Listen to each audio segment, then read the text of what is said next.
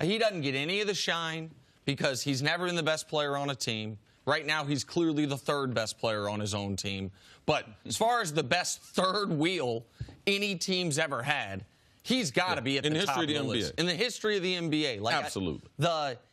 What Klay Thompson has in my lifetime, four of the most remarkable individual scoring efforts. There's the Game 6 saving the 73-win Warriors against Oklahoma City. That third quarter, those 11 threes over the game. There's the 37-point quarter he had a couple years ago. There's the time he scored 60-plus in 29 minutes of action. And then there's last night. He shot 24 threes in 26 minutes.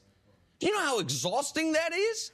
Like, he was taken out midway through the third with 52, NBA record for threes attempted, threes made. He could have scored 75. Like, I mean, I don't know what to say. This guy, when he had been having the worst, he was shooting 15% from three before last night. Oh, yeah. He hadn't scored 20 in a game before last night. Oh, let me get all those averages back up in one game against the Bulls. Yeah, we saw him at the Garden against the Knicks. Jen and I, we were there behind the bench, and you can see Klay before the game. So it was real. He was shooting 15% from three. You could see him. He struggled in the warm-up. He struggled in that game shooting the ball. Klay needed this. They had Kevin Durant went off in that game, so they've been kind of rotating which guy is going to go off. I would say him and James Worthy are the best threes of all time. Now, James Worthy, they had Kareem, Magic, and James Worthy as the number three.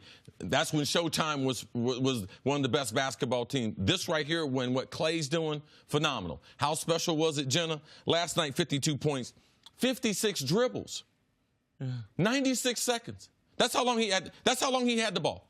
96 seconds to be able to get those 52 points. So it's amazing to be able to shoot the ball with that consistency the way he did. Man, he was in fuego last night. And if we're going to go further in the pantheon, Elgin Baylor, the older Elgin Baylor, when he was the third best guy on some Laker teams that weren't ever quite good enough, you could put him on the list. But Klay Thompson is, to me, he is certainly in the argument for the best third guy on a team we've ever seen. And I got to say, to steal a line from my buddy on Twitter, Dragonfly Jones, other Warriors, I need you guys to start point shaving in these games. I need these games to be close, and I need to see if someone can go for 80. Because when you're up by 40, everyone gets benched. But if we're talking about the most impressive scoring performances in the NBA this year, do the Warriors have all three?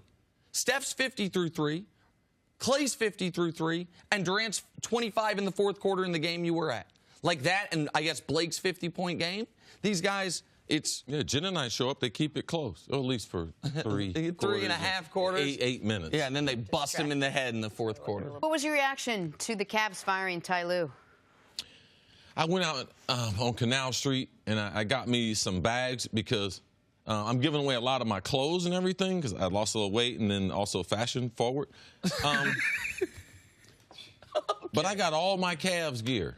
I've been cheering for the Cavs for a minute. My boy Ron Harper played for the Cavs back in the day. LeBron, since the time they drafted him, man, all Cavs gear. I got Cavs sweats, jerseys, hats, everything. I put it all in one bag.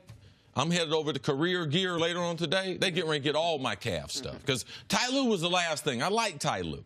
I don't believe he's a great basketball coach, but I believe he did right by that organization. By going against one of the greatest teams ever put together, what Ty Lue, what he put this organization with LeBron, like, look at those players without him. Now, you can say LeBron and everything. Never won a game. But you got to give this coach some type of credit to be able to manage those situations. So, it wasn't good news for me, so I packed all my stuff up. I'm like JR and them. I ain't got no shirt on. I can't wear no Cavs gear. I ain't got no Cavs gear. I'm done with the Cavs, Jenna. The people over Career Gear, you're getting ready to get a Cavs stuff. I would like to be the first person to publicly congratulate Dan Gilbert. Got your team back, bro. Last year you were saying privately, it's reported, can't wait for LeBron to leave. Get your team back.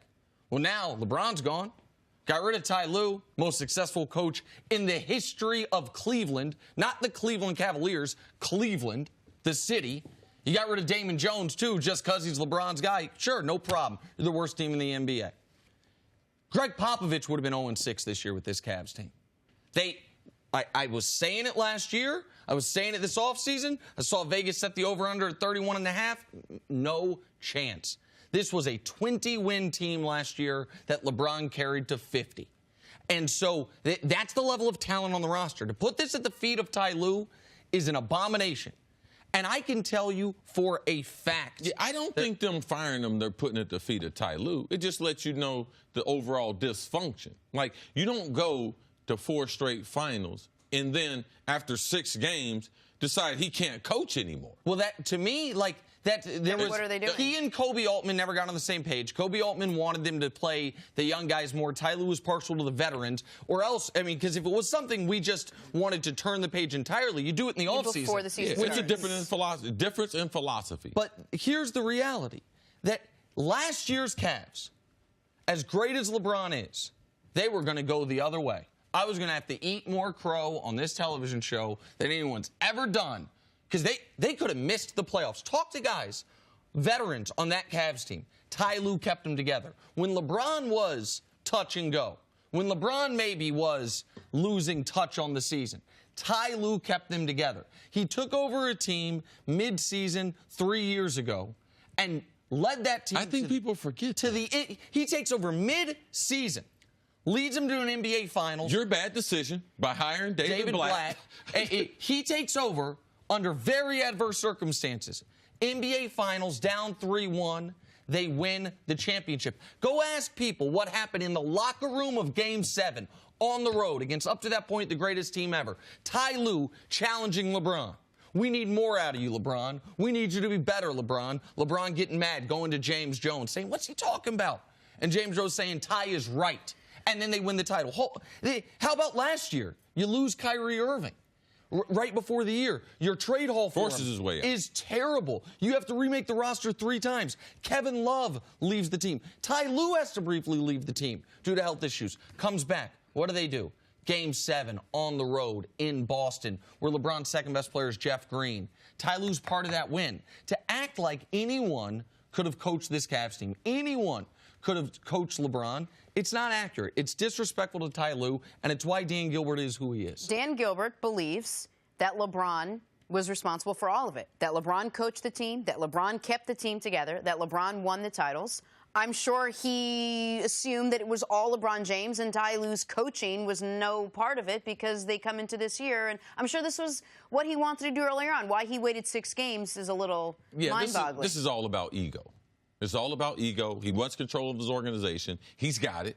And a lot of times when people are very, very rich, they think they're smart in a lot of different fields. Typically, they're not. And Dan Gilbert has shown that. With LeBron James, look at his record. With LeBron James, he's really smart. Without LeBron James, he looks just like anybody else on the street. He can't manage the salary cap. He can't manage his roster. No good general manager is going to ever go there. Why? Because he can't be trusted. So it's eerie similar how the Browns and the Cavs, their ownership is right now. Listen, the only prescient, intelligent basketball decision Dan Gilbert's ever made is when he was trying to buy a basketball team, he bought the one located closest to the hospital LeBron James was born in. Every other basketball decision he's made has been throwing darts, just guessing. And that wasn't his first choice. If he could buy any team, he'd buy Detroit. He wanted to buy Detroit. The best choice he ever made, he lucked into. And he lucked into LeBron coming back. And now, enjoy 11-71. Enjoy it. Like, you got your team back. You wanted your team back. I feel that Ty got disrespected, but you know what? Okay. He got his $15 million, and he doesn't have to deal with these losses pulling down his 128-83 record. Are we going to see Ty coaching again? Ty need to go somewhere and relax, man. That's what he need to do. Last year, he had some serious health problems. He need to take care of his body. He need to lose himself some weight. Relax. He got $15 million. Sit back somewhere, Ty. Don't rush off anywhere. Let's not forget what he emotionally has gone through the last 4 years on and off the court. No doubt. But when he is ready to coach again, if he doesn't get immediate head coaching interviews and opportunities, then something's wrong. The guy's 41-20 in his career in the playoffs, has won a Game 7 on the road in the conference finals and the NBA finals. Like, the idea that Ty Lue is I don't think he's one of the 5 best coaches in basketball, but the idea with all these guys that are clueless that get to run basketball teams, Scotty Brooks getting chance after chance. Sorry, Scotty. Donovan still coaching. Like, Ty Lue, when he's ready to coach again, should be a head coach in this league. All right. Thanks for watching. Subscribe here to get the latest from the show. Also, be sure to check out more of the best clips from First Things First, or go watch a few segments from our other shows on FS1.